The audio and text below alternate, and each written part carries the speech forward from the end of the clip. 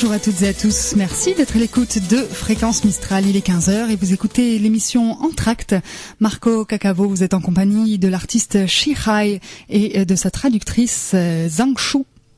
Bonjour tout le monde, les auditeurs. Bonjour Shirai. Bonjour. Hi, 你好，大家好，大家观众好。 Bonjour, Chou. Mais bonjour surtout à vous, chers auditeurs. Et après l'émission consacrée à la figure d'Ulysse dans la littérature, que vous pouvez d'ailleurs retrouver en intégrale sur YouTube en tapant Ulysse à la radio, nous voici à la deuxième émission, consacrée aujourd'hui à l'art, ou plutôt à ce qui amène les artistes à créer. Mais d'abord, permettez-moi un peu d'historique. D'abord, je remercie Fréquence Mistral de m'avoir donné la possibilité de transformer une émission ponctuelle, comme elle était celle sur Ulysse, en une émission régulière qui, dorénavant, a aussi un titre et un profil Facebook. Et voilà, Entracte est né. Mais justement, pourquoi Entracte ? Comme vous le savez, l'entracte, c'est une pause dans une représentation. Et moi, j'ai voulu baptiser ainsi mon émission, puisque j'imagine notre petite heure ensemble comme une petite pause entre les actes du quotidien, entre les moments de la vie routinière, c'est-à-dire une occasion pour se détendre, pour réfléchir, en écoutant de la bonne musique, bien sûr, choisie par notre Camille, et pourquoi pas pour rêver. Et chaque mois, je serai ravi de partager avec vous ces moments. Aujourd'hui, on parlera de la démarche qui amène à la création artistique. Donc, bien sûr, on parlera d'art. Et c'est pour ça qu'on a invité un artiste. Et je vous proposerai quelques petites réflexions à moi à ces propos. Et dans une deuxième partie, on posera des questions à des artistes qui, l'origine, elle devait être deux. Il y a Shihai, notre artiste chinois. Et je dois excuser malheureusement Harry Gabor, qui a été retenu sur Aix par un imprévu. Alors, on parle de Shihai. Shihai, c'est un artiste chinois, lauréat de nombreux prix, et il enseigne de la sculpture à l'école des beaux-arts à Shanghai. On le retrouvera avec des questions dans la deuxième partie de notre émission. Alors, on revient sur notre sujet. Quelle est la démarche de la création artistique ? Depuis les premiers jours que l'homme a fait son apparition sur Terre, après un premier moment d'étonnement face au réel, source du questionnement philosophique, bien sûr d'après Aristote, l'homme s'est littéralement construit en tant qu'homme, toujours en faisant quelque chose. D'abord, vous imaginez que c'était question de survie, et comme les animaux, il a construit ses abris, il a perfectionné ses tactiques de chasse. Après, il a appris à se faire des outils, et ensuite, il a pris goût à créer des choses qui ne sont pas en rapport direct avec les matériels. On peut bien appeler des choses comme ça, des choses inutiles. Et dès que cela se produit, dès que l'homme fait quelque chose sans en savoir clairement le pourquoi, l'homme devient un créateur, et non plus un simple faiseur. Mais il faut se poser une question, pourquoi l'homme crée des choses inutiles ? Au-delà du simple acte qui nous garantit la survie, l'homme a toujours averti le besoin de faire, en modifiant ainsi le monde qu'il habite, avec les outils dont il dispose, c'est-à-dire la raison, le corps. On essayera de suivre aujourd'hui l'évolution de l'enfant, jusqu'à le voir homme, pour ensuite découvrir qu'homme, de cet homme faiseur, naît l'artiste créateur. On le sait, on est obligé de faire pour être. Nous sommes même quelque chose que nous faisons quelque chose. Et Jean-Paul Sartre l'a très bien expliqué. Mais depuis quand avons-nous cette obligation ? Cela s'est produit depuis la plus grande rupture qui jamais nous est arrivée, c'est-à-dire celle représentée par notre naissance. Et on pourra bien entendre notre naissance comme un choc dû à notre vertu au monde. Et en fait, après avoir vécu des mois dans le ventre de notre mère, liés étrangers à nos catégories rationnelles d'espace et de temps, nous voici dans le monde du temps qui coule et dans le monde de l'espace habité. Au moment de notre naissance, on a quitté le monde du rêve, on a laissé à jamais le chaud primordial. Depuis notre apparition sur Terre, on a foi, on est obligé à respirer tout seul pour survivre. Notre vie dépend de notre faire. La naissance alors peut bien représenter une sorte d'apocalypse de l'inactivité, et bien sûr de l'inactivité du fœtus. Et par cela, une renaissance, une nouvelle vie. Cette fois, une vie active. Quand on vient de naître, on pleure. On pleure parce que, dès lors, on est seul face au monde. On doit faire sans arrêt. On doit être sans arrêt. Et voilà, notre singulier voyage commence. Petit à petit, après un moment passif où on est confié aux soins de nos parents, la conscience d'être réclame son propre poste, dans le flux du vivant, dans l'action. On veut posséder les vivants pour se sentir vivant.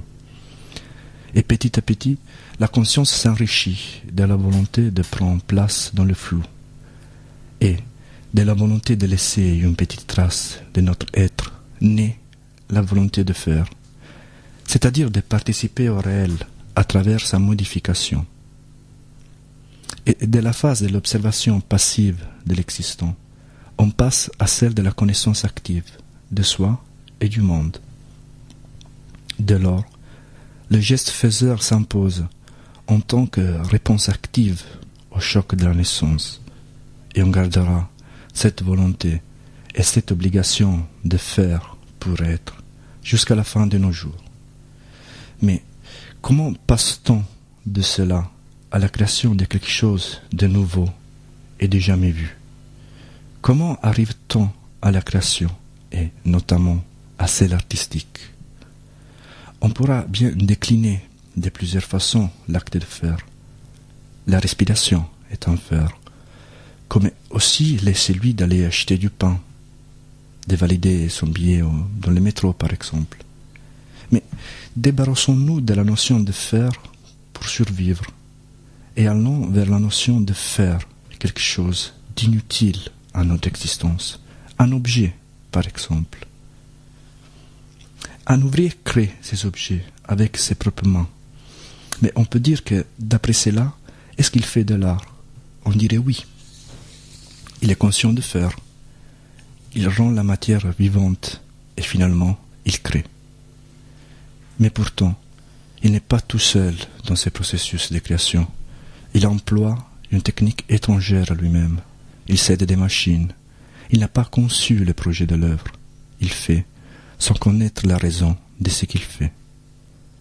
Il ne travaille pas pour l'objet, il travaille pour la notion de travail en soi. Et en fait, il compte les minutes, les secondes, qui le séparent de son retour à la maison. L'ouvrier ne se voit pas dans l'objet. Ce qu'il fait, au final, ne lui appartient pas. L'œuvre, pour être la mienne, doit contenir en elle une empreinte de moi. Il doit avoir reçu tous mes soins. Il doit, au final, m'appartenir. Je dois être mon œuvre. On s'arrête un petit moment. On prend une petite pause en musique. Merci Camille.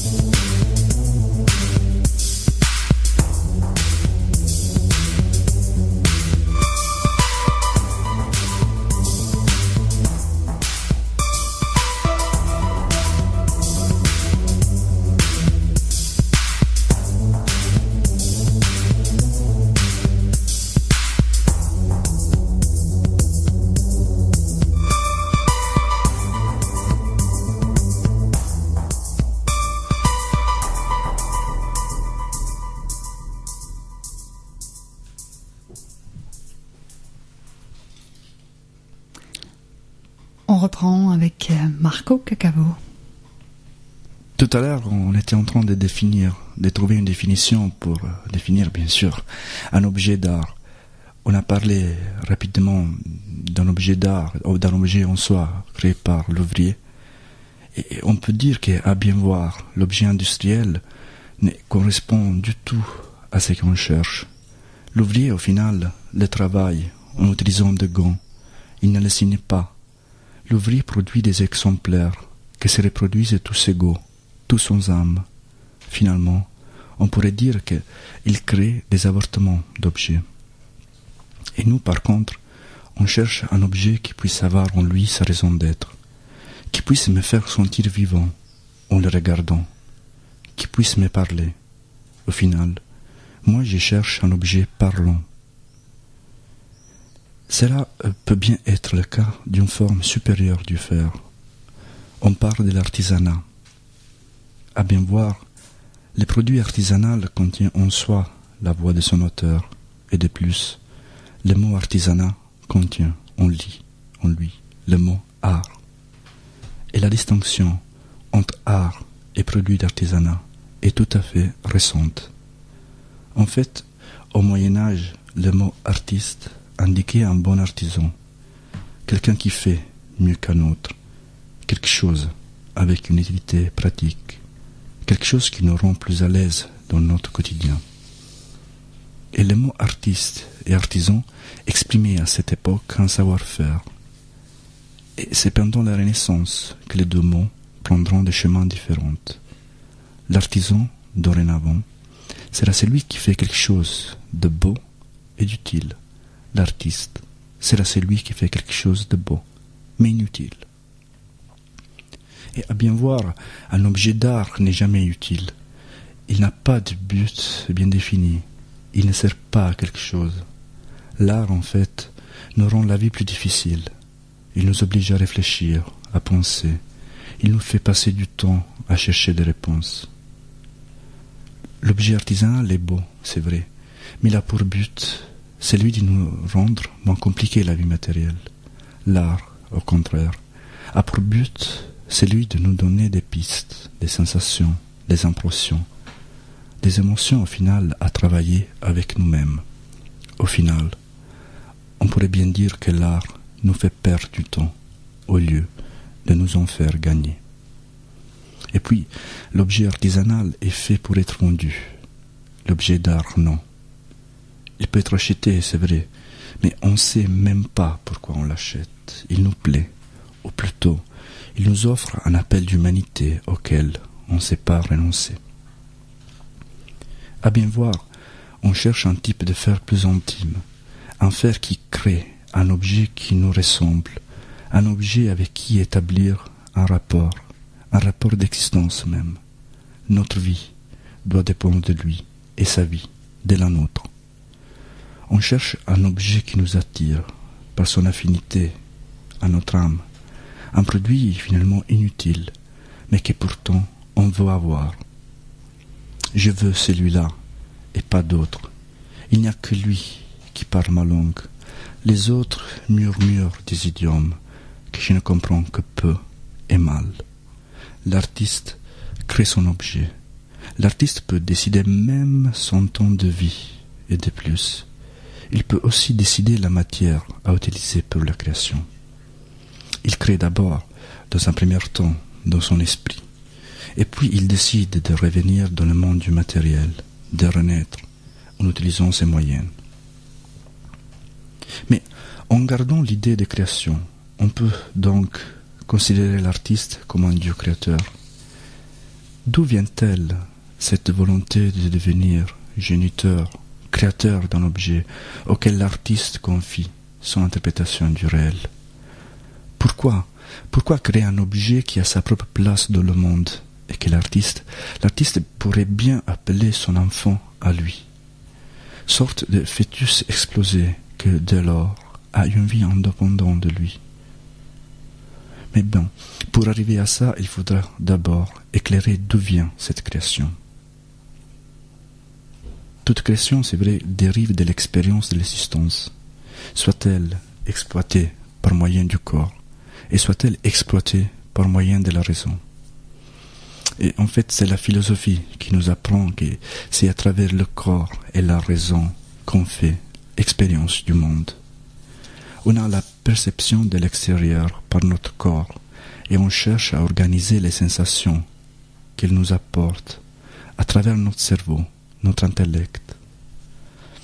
Une fois sur Terre, nous sommes littéralement bombardés de sensations provenant de ce qu'on peut toucher, de ce qu'on peut voir, de ce qu'on peut manger. Vivre, c'est donc se sentir vivant grâce à ce que nous entoure et ce qui nous stimule en permanence. Donc, toute création est influencée par le vécu et la sensation. Mais pourquoi ne pas se limiter à accepter les flux des sensations?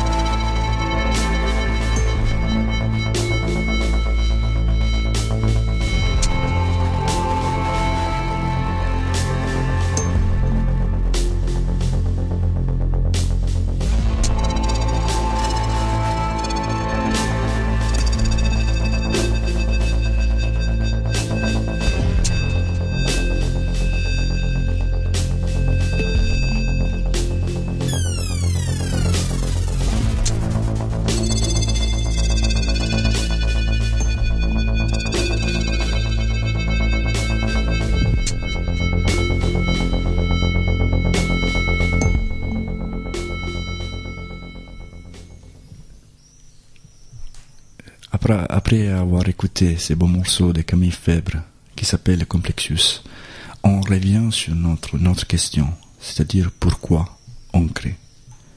C'est-à-dire pourquoi l'homme garde cette volonté de réagir au flux du vivant par le moyen de la création.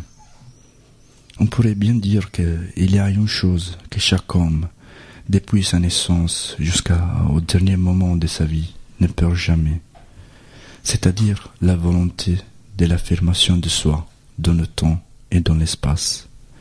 Et l'artiste, créateur des objets inutiles, n'échappe pas à cela. De plus, il charge l'affirmation de soi avec une empreinte plus profonde du faire pour l'argent ou du faire pour survivre. L'objet d'art n'est pas fait pour en recevoir de l'argent, il est inutile. Il ne s'intéresse pas à notre survie matérielle. L'artiste, il crée son objet pour affirmer soi-même. Et il affirme soi-même en créant quelque chose qui a sa place dans le monde et qui peut parler de lui pour l'éternité ou pour un tout petit moment. L'artiste s'aperçoit d'avoir quelque chose à dire à ce monde. Il considère son expérience du monde digne d'être communiquée aux autres. Et pour ce faire, il crée son enfant, il crée son porte-parole, auquel il confie son message existentiel. La création est beaucoup plus du faire. La création, c'est une affirmation de soi, d'un soi qui n'est rien, et qui pourrait être quelque chose, doit créer, en se créant. L'artiste a besoin de voir ce qu'il crée, de lire sur papier ses poèmes, de toucher ses sculptures. Il ne se contente pas de vivre dans la rêverie de l'imagination. Il doit se projeter dans le monde du réel. Et cette projection de lui, prend la forme d'un objet extérieur qui a sa propre place dans le monde en raison du fait qu'il est donné à l'autre. Ce qui reçoit un objet d'art ou l'achète, ils ne seront non seulement les propriétaires de l'objet en soi, mais aussi des locataires de la vie de l'artiste. L'artiste crée pour partager soi-même. Il se décompose en atomes et se donne au monde. L'artiste sent sans arrêt le poids du monde sous ses épaules. Il aime la douleur d'être. Il aime être assommé par l'autre. Au final, il n'existerait pas sans l'autre. Ici, ce n'est pas question d'en vouloir, bien sûr, aux artistes qui se cachent du monde ou qui ne partagent pas leurs œuvres. Parce que même si ceux qui se cachent du monde, ils se cachent dans le monde. Ceux qui renferment leurs poèmes dans un tiroir, ils le font dans l'attente de le montrer aux autres. Ceux qui se retirent du monde pour créer, ils ne le font pas pour nier l'autre. Ils se cachent à l'abri de l'autre pour mieux le comprendre. C'est plutôt un acte d'amour que de haine. L'artiste recherche sans arrêt de se donner à l'autre, parce que la création, l'art, est surtout relation. C'est la forme primordiale de communication de l'homme. L'artiste crée pour les autres. Il met tout son être à la lumière du jour. Il est nu et animé par une volonté de partage, par une volonté d'aboutir à un chemin commun avec l'autre. L'art, on pourrait l'entendre comme une main tendue qui nous dit tout simplement « Suis-moi, dis-moi, comprends-moi, touche-moi ». Ce sont peut-être les mots que chaque artiste nous murmure quand il nous regarde. Et alors, grâce à l'artiste créateur, grâce au partage de son existence qu'il nous fait, qu'il soit sculpteur, peintre, poète, musicien, face à leur création, nous nous regardons au miroir. Et par ce moyen, on crée un dialogue, celui entre notre conscience et nous-mêmes. Dialogue parfois difficile, qui nous met en crise. L'art nous fait devenir critiques de nous-mêmes, et face à ce miroir, on ne peut pas mentir, on n'a pas d'excuses. Nous sommes nus, au mieux, habillés, mais habillés de tous nos doutes et peurs humaines.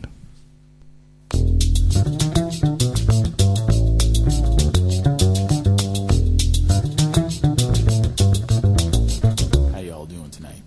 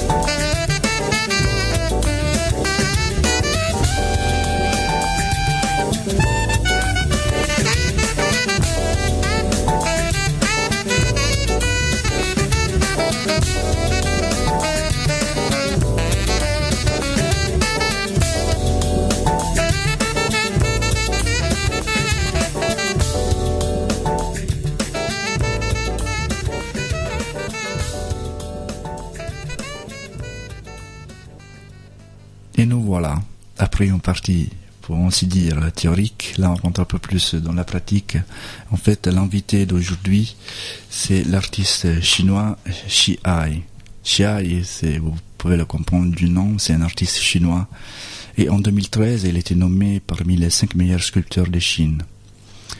Et son art, que malheureusement à la radio vous ne pouvez pas voir, mais il expose ce soir à Forcalquier. Son art, je disais, il est influencé à la fois par le réalisme classique et par la peinture traditionnelle chinoise.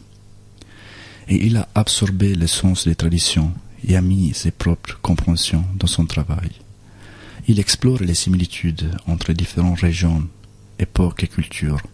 Et ces sculptures des figures anciennes chinoises sont du mélange d'élégance, des sculptures classiques et des peintures chinoises traditionnelles.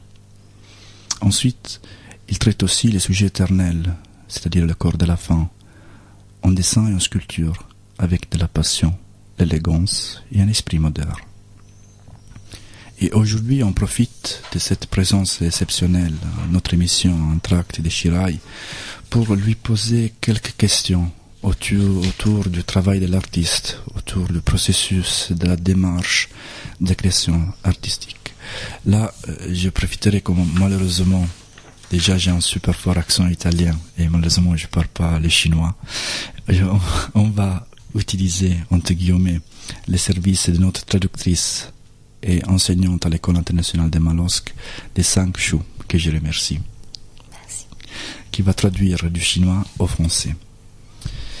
Donc, ma première question, c'est dans quelle mesure la création est une exigence pour l'artiste? 第一个问题是，在何种程度上创作是艺术家必须有的特质？艺术是在我看来真是艺术家的生命。那么，艺术很难想象没有想象力、创造力。如果是这样的话，他的作品将是苍白无力的，也是就像小鸟失去了翅膀一样。那么，艺术的创作方式呢？在我看来呢，它是有一些社会功能的，有些是表达的个人情感的，也有是表达个人的观念与思想。那么我的作品呢，我想很大程度上是通过那个我善于表达的人体女人体，那么去传达一种精神美学。那么我想好像音乐一样，它在一种限定的一定的范围内表达一种无限的创造力。Alors, Shirai nous dit que la création est la vie d'un artiste. Donc, on ne peut pas imaginer l'art sans imagination. Et sans la création, l'art serait pâle ou sans puissance. Et même, on dirait que l'art ne peut pas exister. Alors, les artistes créent... Il y a des artistes qui créent pour la religion, il y a des artistes qui créent pour transférer les sentiments, et il y a des artistes qui créent pour transférer les idées et des pensées. Pour Shirai, lui, il crée à travers des objets naturels, la nature, à travers surtout le corps de la femme, pour transférer ses sentiments. Et il pense que le corps, c'est un sujet éternel. C'est comme des notes de musique. Il y a des nombres limités des notes de musique, mais on peut entendre des mélodies, des possibilités différentes.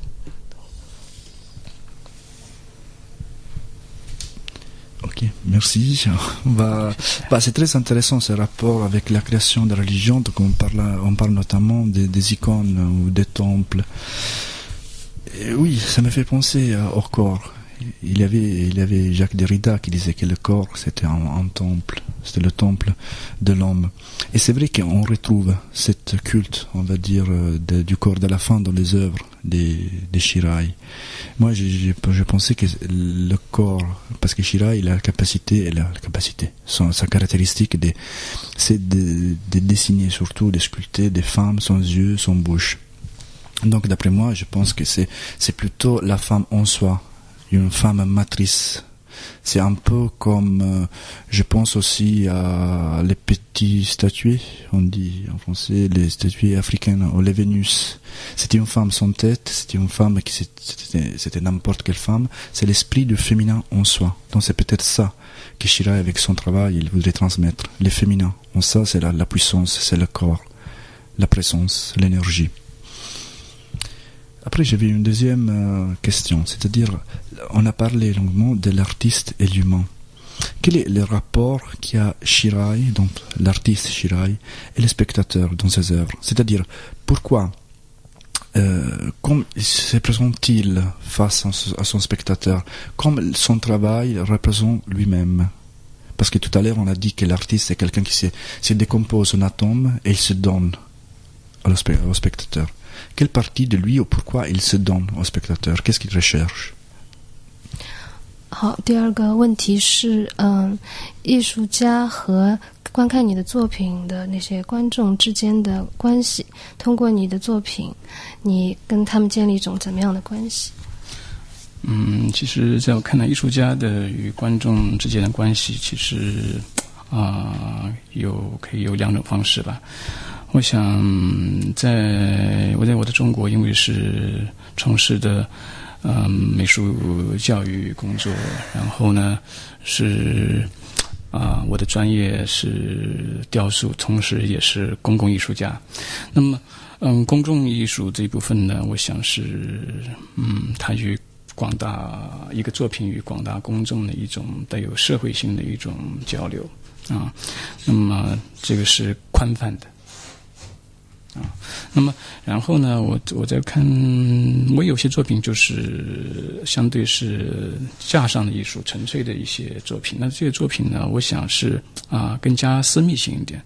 这种私密呢，我觉得是好像跟两人世界、两人恋爱一样，他作品与观众之间似乎是一见钟情的，而这种钟情呢，它是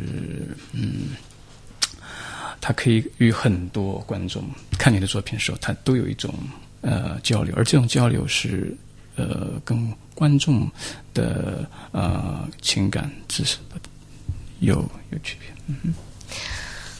Ok, Shihai, il explique qu'il enseigne en Chine à l'Académie des Beaux-Arts en Chine, dans l'Institut de l'Art Public. Donc pour lui, il travaille beaucoup aussi sur l'art public. Entre l'artiste et les spectateurs, il y a deux genres de relations pour lui. Donc il y a des objets d'art public qui donnent des messages plus publics, plus ouvert. Il y a aussi pour lui un autre genre de relation entre l'artiste et les spectateurs, c'est plus intime, c'est-à-dire des petits tableaux qui transféraient les messages plus intimes. Donc il dit que entre le deuxième genre de relation pour lui, c'est comme deux personnes qui sont amoureux. Il y a un coup de foudre qui se passe, donc on trouve beaucoup de choses là-dedans, on se parle, et ça c'est pas pareil que le premier genre de relation. D'accord. Donc en fait l'art c'est un essai de trouver un alphabet commun, c'est un pont qu'on jette entre le créateur et ceux qui regardent, ceux qui profitent de l'œuvre. Et moi, je voudrais un petit peu insister sur ces points-là, c'est-à-dire l'art public. Quels sont les messages que surtout un artiste chinois peut développer publiquement? C'est-à-dire qu'un message public, c'est les messages du gouvernement, c'est les messages d'idées de la nation, c'est les messages de la révolution. Parce que moi, je suis jamais venu en Chine, donc je voudrais bien comprendre de nos jours quels sont les messages de l'art public. Parce que en Europe, aux États-Unis, parfois, il y a toujours des artistes qui exposent en public, qui sont toujours contestés. Moi, je pense à un artiste italien qui s'appelle Catalan, qui a exposé surtout, qui a fait pas mal d'expositions et c'est toujours critiqué. Donc je voulais savoir, je pense que les auditeurs aussi peut-être sont intéressés à la même question, quel est le message de l'art public? On appelait comme ça l'art plutôt exposé en public en Chine. 这里有一个问题 Marco 要问你的是，在中国你说你是公共艺术家，那么在中国这样的国家 Marco 从来没有去过中国，他想知道在中国这样的国家公共艺术可以传递怎么样的信息，公共艺术可以传递哪种信息，会不会是政治上政府的信息，还是你自己的信息？在中国呢，很大一部分公共艺术呢，它是为社会服务的。那这种服务呢，相对受政府的牵制会比较多，艺术家的自由的度会比较少。但所以说我很多时候就放弃这样的选择，我更愿意做我单纯的作品与观众交流。但同时我也希望就是说是。我认为真正的公共艺术呢，是表达的一种艺术家最纯真的一种理念与思想。Shihai nous explique qu'en Chine, en fait, on n'a pas toute la liberté pour transférer les messages au public. Donc, quand il travaille, le message qu'il transfère, c'est assez limité. Donc, c'est pour ça qu'il se dirige plutôt vers la deuxième façon de deuxième relation, c'est-à-dire relation plus intime avec les spectateurs. D'accord, merci. Et justement, en gardant cette deuxième relation, une relation un peu plus intime, et quel est le message? Parce que tout à l'heure on a dit que l'œuvre d'art, c'est surtout, peut-être, normalement ça devrait être comme ça, le porte-parole de l'artiste. Quel est le rôle de l'objet d'art en tant que porte-parole pour Shihai? Je parle dans le rapport privé, on va dire, un peu plus intime. 他说 Marco 说在那么第二种关系上面你的那个艺术作品是传递的是一种怎么样的信息？你说是一种很亲切的很私密的关系。我觉得像第二种相对私密的关系呢，其实是我觉得是一种更加有它的自由度在里面。那么这种交流是艺术家其实并没有直接与观者发生关系，而是通过他的作品与观众发生关系。而就像一篇文章，它也是一个读者在看一样，他艺术家并不能控制他的思想，而是一种自由的方式在进行交流。Donc, Chihai dit que à travers ses œuvres d'art, il communique avec les spectateurs. C'est comme un article qui les auteurs ne sont pas face à face vers les gens qui lisent, mais à travers un article on peut tout savoir. Donc lui, c'est à travers de ses œuvres d'art qu'il communique avec ses spectateurs. Ok, merci. Comme vous savez, on est à la radio, on n'est pas encore à la télé, donc vous n'avez pas l'occasion de regarder les œuvres de Chihai. Je me permets de vous laisser un peu imaginer son travail, parce que moi, j'écris un petit texte pour lui. C'était une petite impression que j'ai eue de son travail. Surtout en regardant son dessin. J'écris et je rêvais d'encore son regard, son parole, tracé par des lignes sinueuses, comme le cours d'un fleuve qui serpente, anonyme et discret, en arpentant les affractuosités de mes pulsions. Des sculptures et des dessins aux traits sinueux, synoptiques, qui enfantent des corps possibles, comme des fuites deleuziennes à la réalité matérielle du toucher, de la vue. Chihai assure la femme, peu importe le sexe des rêves, il assure la femme à laquelle on songe et qui engendre celle qu'on effleure dans notre vie. Son œuvre, ce n'est pas du dessin, c'est du destin. C'est le monde destin du dépassement du corps quotidien qui amène l'homme à la recherche d'un corps idéal et matériel, matrice transcendante, idée platonique, laissée aux soins du démiurge de notre rêverie. Et c'est en rêvant que tout artiste crée. Le sens de ces derniers, son cerveau, hanté par le vécu du quotidien, ne retient pas les yeux, ne retient pas la bouche, et non plus les brillantes couleurs naturelles du jour. Englouti dans les trans-trans du jour, trop de sensations à la fois pour une âme sensible. Toutes les figures se ressemblent, le monde, court trop rapide pour s'apercevoir les différences de cœur. Au soir, quand les pulsions refoulées se déchaînent, et la pensée, dans sa solitude, questionne elle-même, l'âme, dans ses petits coins à elle, réchauffée par le bout de bois de la sensation et par la couverture rationnelle, toujours trop courte. L'âme serre une poignée d'émotions et les jette sur papier, refuge parlant de son cœur. Les œuvres de Chihai narrent du masculin qui cherche le féminin, ou aussi de son contraire. Au-delà de la femme, au-delà de l'homme, il nous confie la quête du différent qui s'imagine et qui ne trouve jamais. Heureuse quête d'union. À cette haute latitude de l'esprit, la rêverie se confond, se mêle, avec la pulsion indiscrète de la contemplation, bien loin de la possession. Le corps du jour n'a rien à voir avec la légèreté de la nuit. Il ne s'agit pas d'un art érotique. L'érotisme, c'est le plus, ajouté au corps en vue d'impulsion, d'appropriation. Chihai questionne son ressenti et sa main trace les frontières corporelles de son rêve intérieur, la chair, son appétit. C'est le queue d'une fenêtre à demi fermée qui nous montre des éclairs de spiritualité. Ceux-ci sont des corps rêvés, créés dans leur explosion, dépassant le trait qui contourne des souvenirs réels, l'acte d'artiste et expression de son regard intérieur.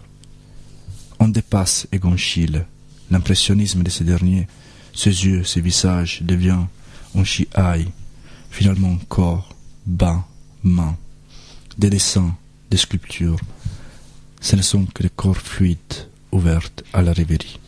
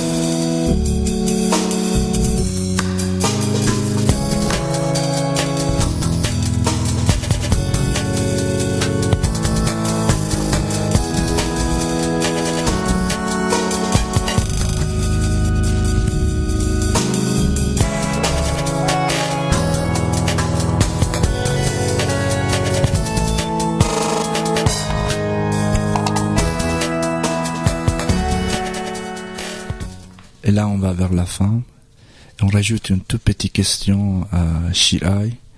Je voulais justement savoir quel est le message les plus intimes qu'il communique, surtout quand il offre normalement, ou il vend des œuvres, il offre, on va dire plutôt, les gens qu'il aime plus. Quel est le message le plus intime de son art? 马克问你，那么你的那个通过你的艺术，要向观众传达的是怎么样的更加私密的信息？其实呢，这种信息其实我觉得是很多不是单一的，而是我多年的一个积累。那么其实艺术家在人生的很多阶段，他有他的感受和兴趣点会发生变化，要转移。那么其实像我也有曾经有一度是非常关注现实主义的题材，后来呢有段时间是研究的这个表现主义的，比如说我的女人体啊。那么现实主义就是我刚前面补一下，就是我的老兵那个系列，转述的这个中国解放时候的一个老人到现在的一个生活状况。那么我觉得是艺术家他是一样愿意通过展览。Il dit que dans les différentes phases de sa vie, il veut transférer les messages différents. Avant, il était plus intéressé à réalisme, donc il a fait des soldats qui ont fait plusieurs guerres. Et maintenant, il est plus intéressé au corps de femme, donc plus intéressé à expressionnisme. Donc voilà, c'est des messages différents. Et nous, on verra ces mélanges faits pendant plusieurs époques de la vie de Shirai, on va dire comme ça. Ce soir à 19h à Forcalquier chez la galerie Iricaldi où Shirai exposera. C'est le vernissage ce soir d'ailleurs. C'est le vernissage, c'est ça. À 19h. Oui, et j'en profiterai aussi pour vous dire qu'il y aura l'exposition de Harry Gabor, c'était l'artiste qui n'a pas pu venir aujourd'hui, qui expose à l'espace 361 degrés à Aix-en-Provence, à rue de l'Annonciade. Et le vernissage, ce sera le 21 juillet. Et comme on est à Manosque, on va dire aussi qu'il y a l'expo de Chris Volker à la galerie Plasticart de Manosque, au 35 de rue de Soubeyran. Et c'est possible de visiter cette expo jusqu'au 17 juillet. Et là, une toute dernière chose, aujourd'hui on est le 15 juillet, je voudrais bien souhaiter un bon anniversaire à mon ami Yael. Joyeux anniversaire. Et merci à Camille à la régie, à Chou en tant que traductrice, et à Shirai. Merci, à la prochaine. Et n'oubliez pas de nous suivre sur le profil Facebook de l'émission Entracte. Merci et à bientôt. Merci beaucoup Marco, merci à Zhang Shu et à Shirai et une très bonne après-midi à vous.